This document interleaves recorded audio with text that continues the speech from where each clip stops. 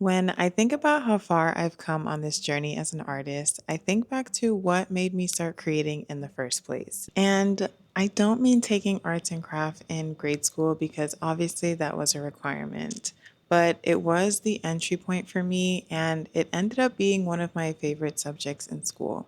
It wasn't just because I loved arts and crafts growing up, but it was more of an outlet for me. Like many other artists, it was a way to express myself rather than just journaling, which I also loved and I still do love. The creativity just flowed through me naturally. Hi, I'm Kristen. Welcome back to my channel. I am an artist and designer living in Florida, and I am here to encourage you to live a more creative life. I like to show my work and share my process as an inspiration to you, and I hope you'll follow along on this journey. So please subscribe and like for more. When it comes to my art style now, I would describe it as abstract pieces that are guided by my intuition. And I truly discovered this style while I was living abroad in South Korea between 2020 and 2022. This was the peak of the pandemic, and although I was completely in awe of this new life that I was living abroad, reality really set in when I was stuck in a country for 2 years without being able to visit my family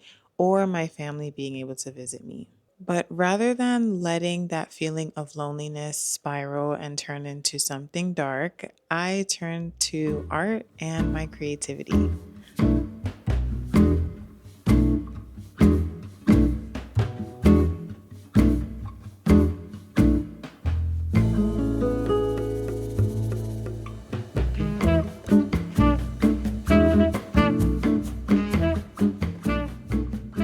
Luckily, I was living in a place that was full of creative endeavors and just inspiration all around. From the exquisite interiors of these cafes and shops to the amazing artwork that I would see in the galleries, there was literally inspiration and creativity on every corner in the city that I lived in.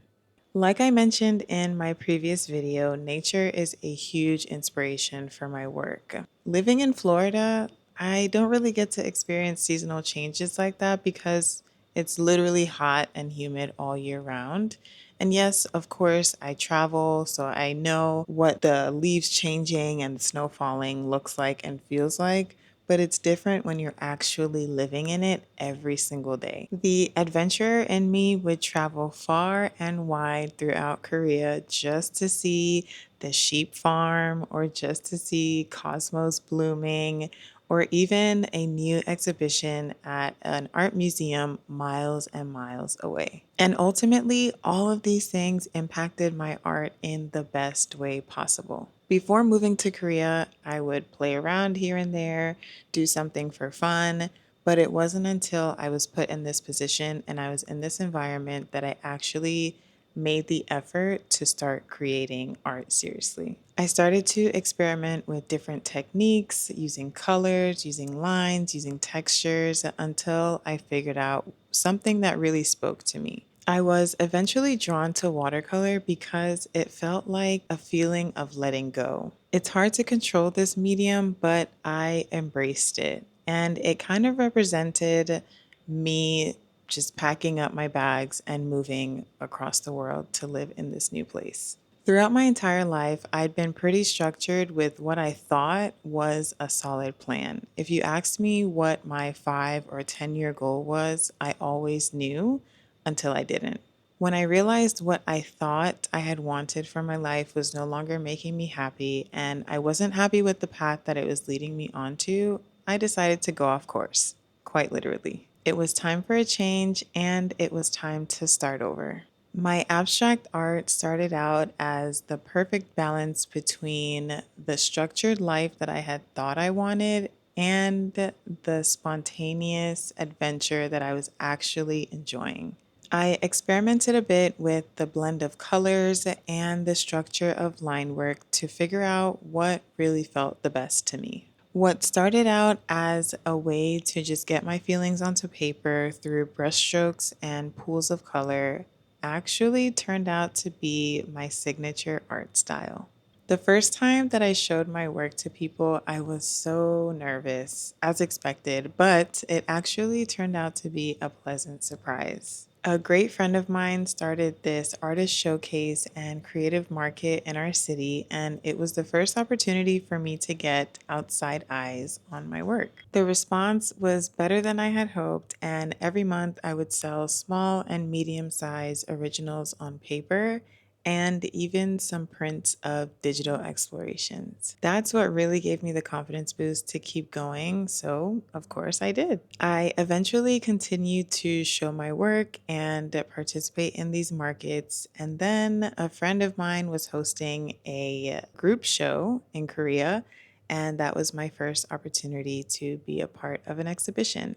When I eventually moved back home, I knew that this was something that I wanted to take more seriously. The confidence boost that I got while in Korea and from the response over there was the push that I needed to keep going. So I painted more, I made prints, and I was looking for opportunities to get more eyes on my work, and I started joining markets more frequently.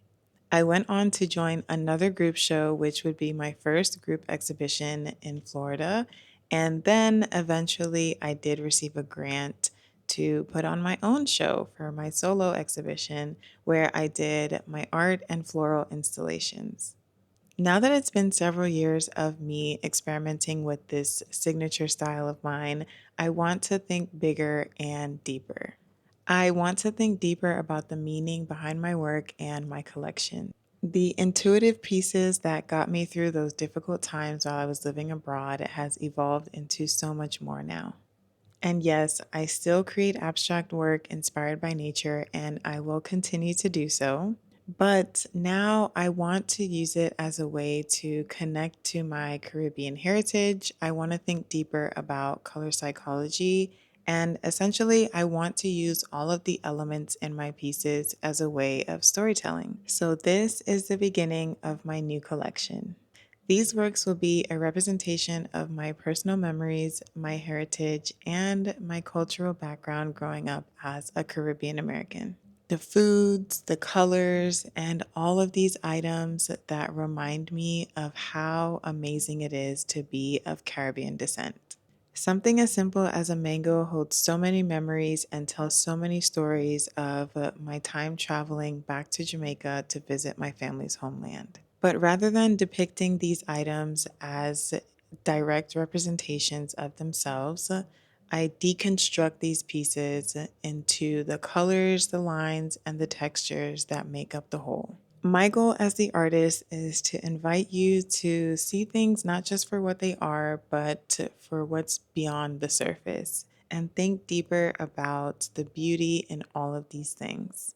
Perception is your own reality, and we all experience the same things differently. While we are products of our own environment, it's up to us to see the beauty in everything. Okay, I'm going to stop talking now, and I just want you to enjoy the process. This is a peek into what it takes to create my abstract works, so I hope you enjoy.